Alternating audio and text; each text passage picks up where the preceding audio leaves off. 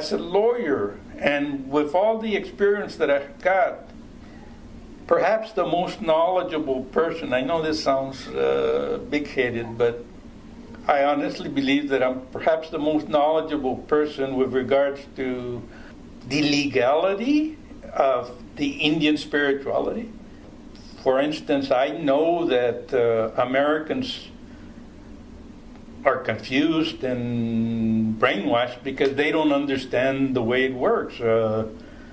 Because while peyote is our way of prayer, the law as it exists today on the books doesn't stop us from praying that way. As long as we're Indian, it doesn't stop us from praying that way. But it stops a white person, it stops an American from coming in and praying with us, with the peyote. And I'm saying it openly, and we've always said it openly. It's not because of us.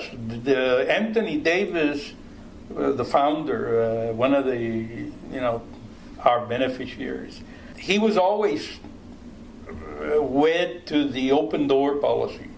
Anybody that wants to come in, as far as we're concerned, they can come in. But we used to do ceremonies by the headwaters of the Yanaguana, the headwaters of the San Antonio River, at Incarnate Word. And Incarnate Word University would tell us, look, Mr. Munoz, you guys need to ensure that nobody who's not authorized to participate, that they don't participate. It's amazing that a white person, no matter how well off, how well educated, so forth and so on, he cannot openly come in and pray with us at Incarnate Word University.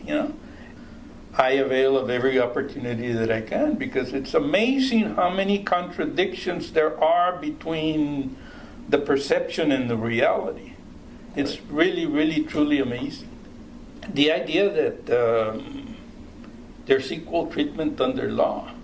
I'm saying this advisedly. That's baloney. That's not true. Americans themselves understand it. I mean, why do you have people on Indian reservations?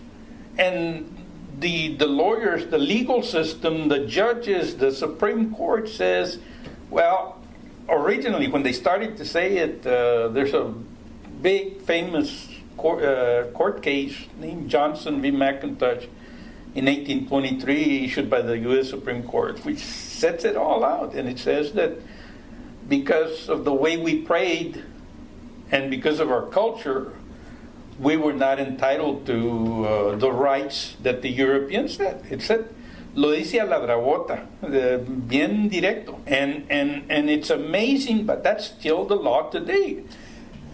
I mean, there's a lot of well-meaning, well-educated Americans, white Americans, who honestly believe that there's equal treatment under the law. Equality. Hey, if nothing else, that's true here in the United States, they would argue.